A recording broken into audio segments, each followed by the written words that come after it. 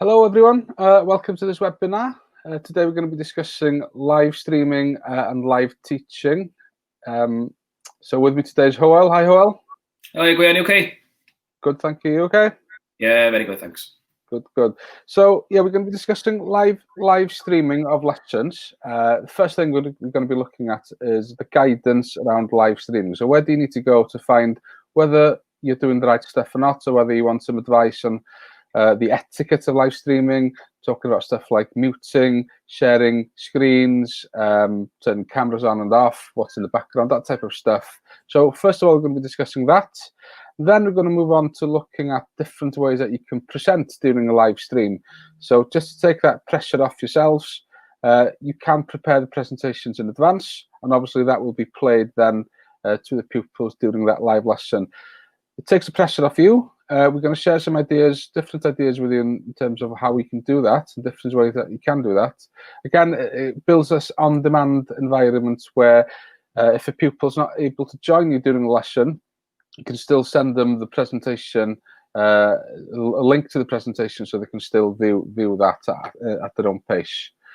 So I'm just going to share my screen with you to start off.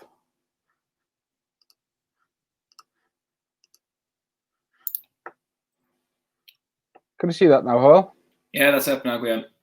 Okay, so this is the live streaming guidance page on Hub. All the stuff here has been produced by Welsh Government, and the first thing I want to draw your attention towards is this first button, which is the live streaming guidance. So we've had guidance on live streaming since around last summer. It's important, if you've already read this, read it again, because it is constantly reviewed and updated. The last update was released on the 7th of January. So there is a couple of new stuff there for you to familiarise yourself with. It's well worth your investment of time, and you need to get to grips with this document, because this essentially tells you what the do's and don'ts of live streaming is. What are you allowed to do? What are you not allowed to do? You've got stuff here such as the key principles, key considerations. So whether you're starting off or whether you want to review your school's practice in terms of live streaming, this is where you'd come. Very important section and very useful section is this frequently asked questions. And if you click on this, that'll take you through to questions such as, what do I do if a learner joins from an inappropriate location? A learner speaks or behaves inappropriately in the video conferencing or live streaming lesson. How do I react? So important stuff. During live streaming, we've been told to expect the unexpected, and you need to know how to deal with certain situations that could crop up. Very unlikely to crop up, hopefully, but if something does happen, you need to know how to deal with it. And there are some suggestions here in the frequently asked questions section, and all through the document. What you've got all through the document is these sections: tips for effective practice, top tips for effective practice. And these are some real enablers. So by following these top tips, it does enable that extra sort of shine to your live stream. So that's the first part. And as I said, if you have already read it, make sure you do read it again, because there are some updates to this guidance. And this will be your Bible now for the next few weeks and months during your live streaming of lessons. So if you want sort of reassurance that you're doing the right thing, check within this document. So I'll go back one step. You've got another two buttons here, which are Microsoft Teams and Google Meet. So these two platforms are by far the most popular and safe platforms for you to deliver your live lessons and your live streaming. If you are completely new to Google Meet and Microsoft Teams, I suggest that you start here.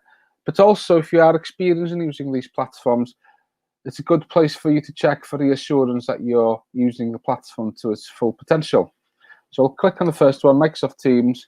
What you get is a series of frequently asked questions, such as, how do I arrange a live lesson? How do I admit learners to the lesson? How do I start the lesson? How do I record the lesson and make that available then on demand for pupils who maybe aren't able to join the live streaming, but they still want to view the lesson at their own time or at their own pace? Some important stuff for here. So it's quite a simple solution, really. There's a question, I click on the question, and then I get the answer. Click on another question, and then I get the answer. So it's a good place for you to check if you're doing the right stuff, and if you want to start, these are the things that you should be considering, such as how do I remove a learner? So if something happens and you need to remove a learner, you need to know how to do that before you start your lesson. So there's plenty of stuff here to get you started. Another button, as I said, is Google Meet. Same idea again. How do I start a lesson? I click on a question and I get a series of instructions. How can learners ask questions? Again, there's a series of questions here.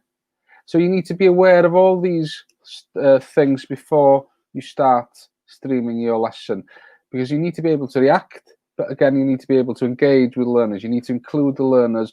Rather than you just sitting at home talking to your computer, you need to be able to engage learners. You need to include them in that live learning experience, so you can ask them questions, they can ask you questions, and then you can have that dialogue between the learner and the teacher.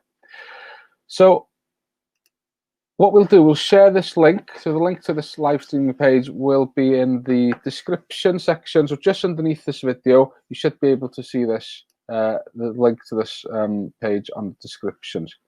So we're going to transfer you over to Howell, and Howell's going to do some work with you now, looking at presentation side of things. Thank you, Gwion. I'm going to try share my screen with you now and hopefully get the audio through as well. So before I play the video here now, I'll just give a bit of a context to why we do stuff like this. So I'm going to show stuff like Flipgrid.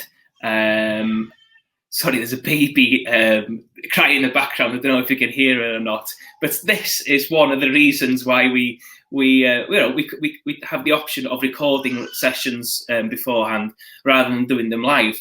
So, we've got, as I said before, Flipgrid, Screencastify is another one, and then another one is Adobe Spark Video. So I'm going to have a look, first of all, at Flipgrid and what we could do with Flipgrid. So hopefully this will play now. Hi, I hope you're okay and enjoyed the intro. It is just one way of trying to get the children engaged by the use of digital technology. This is another. I have jumped back in time to the 60s by using emojis and recording myself on a piece of software called Flipgrid that is completely free to every pupil and members of staff throughout Wales. During this short presentation, I will now show you what other products are available through the use of Hub, and we'll take a closer look at Google Classroom, which is fast becoming the norm in a lot of schools across Wales. Okay, so that was Flipgrid and what they call Flipgrid Shorts, which enables you now to record short videos within Flipgrid and then send it out to the students or to the pupils.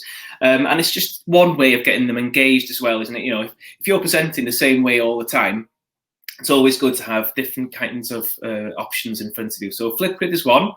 I'll try and share my screen again. It takes a bit of time changing the screen, so just bear with me. Here's the next one. And this next one is Adobe Spark Video. So I'll just play it first, and then you can see what it is. So by continuing our 60s theme, I will now take you... I'm just pausing it there. Gwion, can you hear it? Sorry, I think you're on mute, Gwion. Yes, I can hear it, yeah. Very good, I'll carry on. On a magical mystery tour of everything we'll take a closer look at during the presentation. We will dive into Google Drive to see how this is the brains behind Google Classrooms and all the Google core apps. We will take a quick look at Google Docs and see how similar it is to Microsoft Word. Same goes with Google Sheets and Google Slides.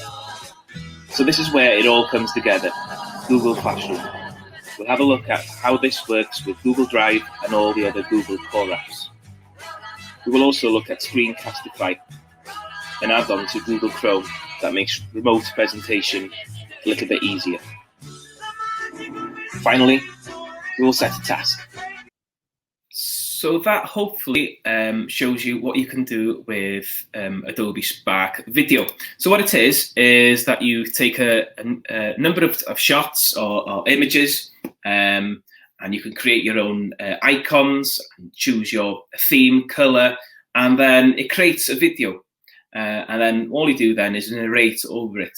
So basically, if you can do a PowerPoint, you can easily make an Adobe Spark video to try and get the pupils engaged. So that's Adobe Spark video. We've had a look at Flipgrid. The next one we're going to look at is simply recording a PowerPoint or a Google Slides that you might have done. And this is something that's happened, over the years within schools. When the pandemic wasn't with us, and when they had the presentation in front of them, and then they spoke over the presentation. Well, why not record that at home, so you can send it out to the children, even if it's on lives during a live lesson. You can just press play, and then it plays for you. All the work's done, all the pressure's taken away in a way, and then the beauty of using all three of these is that you can also send links out to the children who maybe weren't there during the live lesson. So I'll just show you what I've done here. It's just an example, really, of what you could do with Google Slides. So I'll just start sharing again. Again, it takes a little bit of time here to just try to get the audio coming through for you as well. So here we go. Hopefully now it will work. I'm going to get this up on the screen, and I'm going to ask Guillaume to put his thumbs up if he can hear it, please, Guillaume. Hello everyone, hope you're okay. As you know already, we have been doing a lot of work on the 60s in the class this term, and to follow on this work, we have also been talking a lot about the bands that were popular during that period, and one of those bands obviously was the Beatles. And they wrote a song called Yesterday. And the lyrics go, yesterday, all my troubles seem so far away. Now it looks as though they're here to stay. Oh, I believe in yesterday. Now, what I want you to do is I want you to write new lyrics for this song. But rather than looking back to yesterday, I want you to look back to the 60s. And the lyrics need to talk about what people were doing during the 60s that they no longer need to do now. So this is a little bit of work for you to go on Google and find some information out about what people were doing in the 60s that's changed by now. Okay, so I look forward to seeing your work come in. I have set the work on Google Classrooms, and then once I receive the work in, I'll then give you feedback, and then we'll go from there. So all the best. Diolch yn fawr. Ta-ra. So Howell showed you the end product, and I think what you're going to be interested in now is how you can actually achieve that end product. So what we've done is we've created, let's share my screen with you first of all. Can you see that now, Howell? Yeah, that's up now. Yeah. So we've created a section on the GWARE Support Centre. So you need to go to the GWARE website, click on the GWARE Support Centre. If you scroll down a bit, you'll see this digital learning tab here. So click on that. And then you need to select online training. So either by clicking on the tile, or you can select from the left side menu. So click on online training. What you've got here is different online courses for you to follow. So they're all self-paced courses. For example, I click on Flipgrid. That actually takes me through to 2 different courses. The beginner's one, if you're a complete beginner, if you've never used Flipgrid before, click on here. I think it's about a 30 or 40-minute course, and it's made out of video. So you watch the video, then there's a practical task for you to do to practice that skill. And at the end, you then complete a quiz, and the quiz is just like a simple test for yourself, just to know whether you're ready to move on to the next level or not. Then we've got an intermediate level. If you have used Flipgrid in the past and you want to look at some of the more intermediate or advanced features of Flipgrid, there's something here for you. So there's something here for everyone, hopefully. These are here. You've got the Adobe Spark courses on this tab here. So if you want to look at specifically the video, we've got a course on Adobe Spark video. And I think they're about they're a bit shorter. I think they're about 15 to 20 minutes. That's a tutorial then on how to actually use Adobe Spark video to create a type of video that Howell showed you with the Beatles. And then the last one is Screencastify. So the last video how I showed you the lyrics for yesterday was on Screencastify. So that's on here on Google. You need to click onto Google, and then so the Screencastify is on I think is on the intermediate Google Classroom course. So how I showed you a couple of really good examples there. As somebody once said, variety is the spice of life. So we're not saying that one way is better than the other. Your more traditional ways are still applicable. So if you're used to sharing a screen, putting a PowerPoint on screen, and obviously presenting in that format, there's nothing wrong with that at all. What we've done is we've shown you 3 different ways that you can do it, and hopefully you'll find use for one of them. And as I said, variety is the spice of life. Maybe today you can do a traditional screen share with a PowerPoint. Tomorrow, maybe you can look at using Flipgrid. Next week, you might bring something in from Adobe Spark. It keeps it fresh. It keeps your kids engaged. It brings a little bit of excitement that the teacher's presenting in a different way today, and obviously keeps everybody on their toes. So we're hoping, obviously there's tons of other ways that you can do this as well. We've just picked our top 3 suggestions today. Hopefully you'll find something useful from today's session. As we've already said, look at the links below in the comments and in the description underneath this video. There you'll be able then to see the links that we've shared with you today, and also have a look at the GWARE Support Centre. Again, there's a link beneath this video to the GWARE Support Centre, and you'll find all the courses there. So good luck. Thank you for your time, and we'll see you all soon.